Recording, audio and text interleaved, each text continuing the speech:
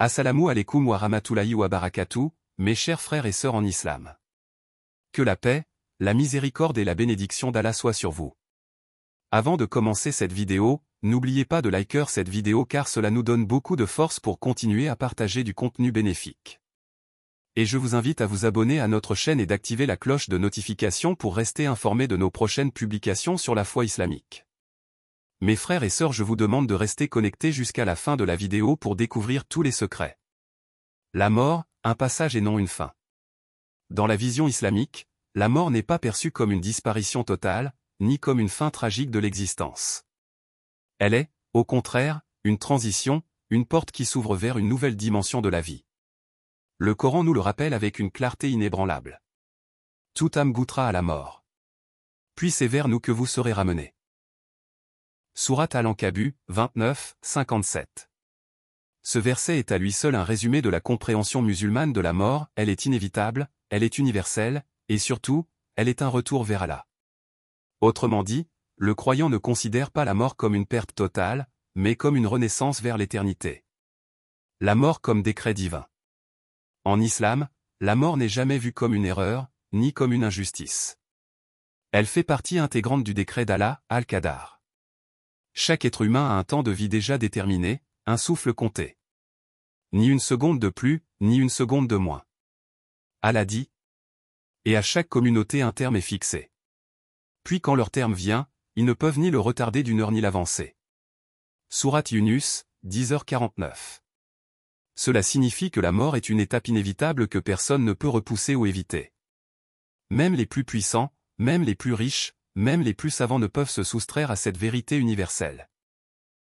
Elle ne fait aucune distinction entre le roi et le mendiant, entre l'enfant et l'ancêtre, entre l'homme et la femme. Tous y sont appelés. Mais loin de susciter le désespoir, cette certitude est une source de paix intérieure pour le musulman. Car savoir que la mort est un décret divin, c'est comprendre qu'elle est entre les mains du plus juste et du plus miséricordieux. Personne ne quitte ce monde par hasard, et aucun départ n'arrive trop tôt ni trop tard. La mort comme rappel. La mort, pour le croyant, est un rappel constant de la fragilité de la vie. Elle brise l'illusion que ce monde est éternel. Elle nous enseigne que les biens matériels, les plaisirs et les honneurs ne sont que temporaires, destinés à disparaître. Le prophète Muhammad, paix et bénédiction sur lui, disait. Rappelez-vous souvent de celle qui détruit les plaisirs, la mort. Rapporté par Tirmidhi.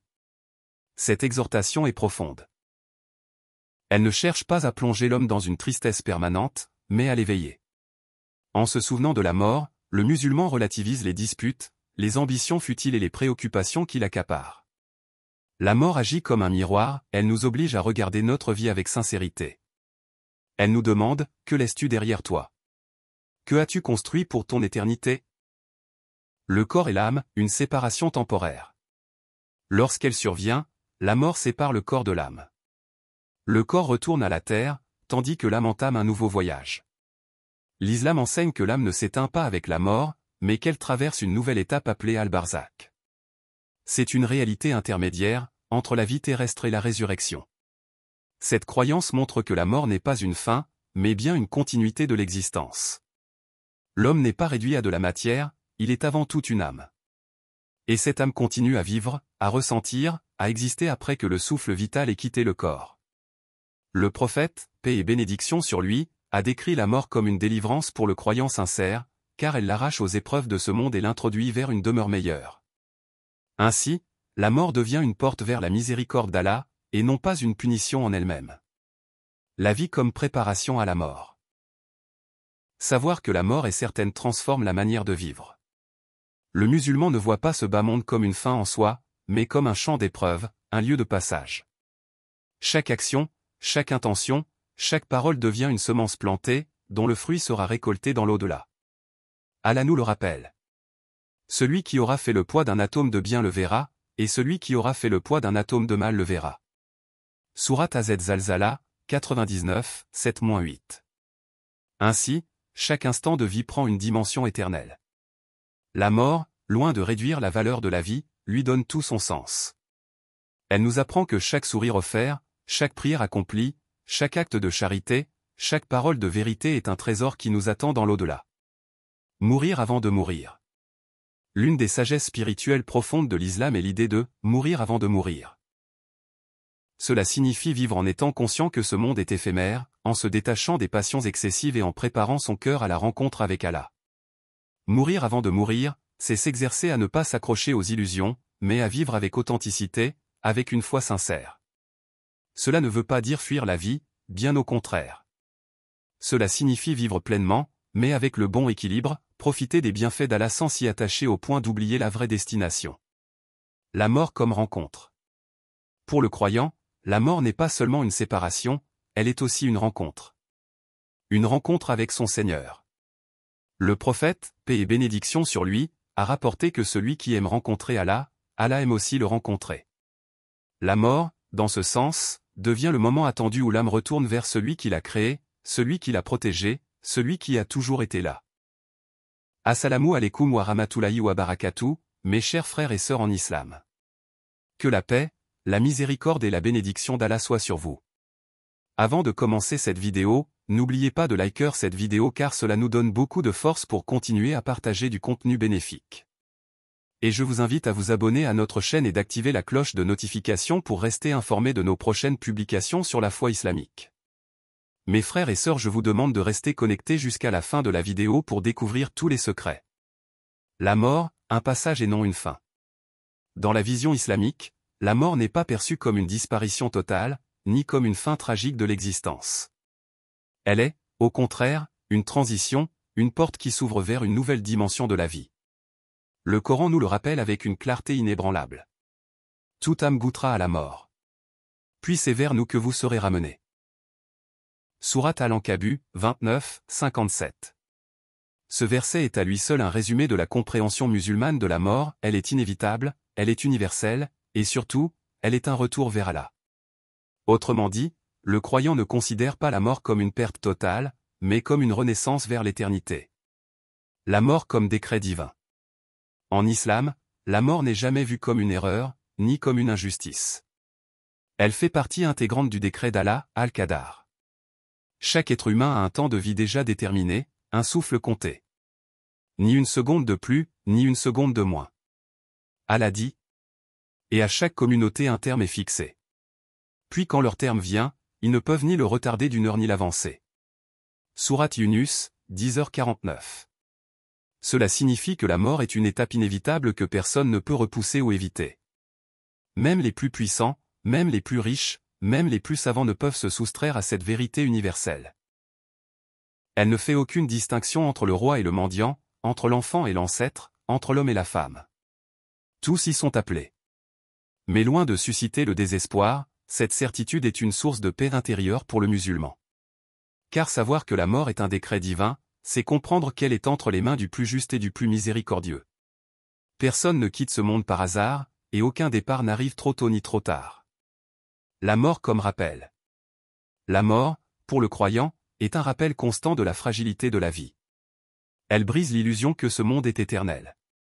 Elle nous enseigne que les biens matériels, les plaisirs et les honneurs ne sont que temporaires, destinés à disparaître. Le prophète Muhammad, paix et bénédiction sur lui, disait. Rappelez-vous souvent de celle qui détruit les plaisirs, la mort. Rapporté par Tirmidhi. Cette exhortation est profonde. Elle ne cherche pas à plonger l'homme dans une tristesse permanente, mais à l'éveiller. En se souvenant de la mort, le musulman relativise les disputes, les ambitions futiles et les préoccupations qui l'accaparent. La mort agit comme un miroir, elle nous oblige à regarder notre vie avec sincérité. Elle nous demande, que laisses-tu derrière toi? Que as-tu construit pour ton éternité? Dans une époque où la consommation est devenue une identité, rares sont ceux qui cherchent à devenir utiles. Et pourtant, l'élu d'Allah ne consomme pas le monde, il le fertilise. Il laisse une trace. Il ne passe pas sa vie à chercher le confort, mais à répandre la sagesse, la justice, la compassion. Le prophète a dit.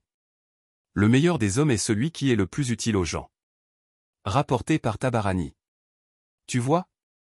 Ta vraie valeur ne vient pas de ce que tu gagnes, mais de ce que tu donnes. Pas seulement matériellement, mais dans ta présence, ton énergie, ta conscience. Devenir un serviteur d'intention, c'est se réveiller chaque jour avec une mission intérieure. Même si personne ne la voit. Même si le monde ne l'applaudit pas. ce que le monde néglige, Allah l'élève. Aujourd'hui, les porteurs d'intention sont rares. Beaucoup sont endormis dans le confort, dans la routine. Toi, si tu entends ces mots, c'est que tu es éveillé. Tu es de ceux qu'Allah veut redresser, élever, utiliser. Ne minimise pas ce que tu es en train de ressentir. Cette sensation que tu es appelé à autre chose n'est pas un fantasme. C'est une invitation sacrée. Une graine divine que ton âme a portée depuis toujours, et qui maintenant veut éclore. Mais cette voie demande du courage.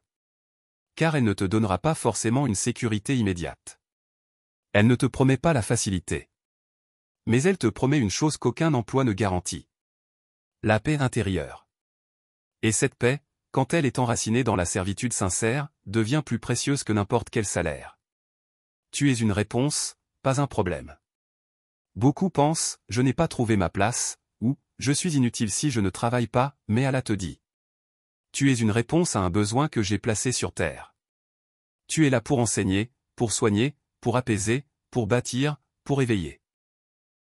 Mais tout commence quand tu acceptes de te détourner des définitions du monde, pour embrasser ta vraie mission. Cette voie que tu dois choisir, ce n'est pas un emploi. C'est une offrande. C'est ton cœur placé sur l'autel de la sincérité. Et Allah ne rejette jamais un cœur qui se donne pour lui.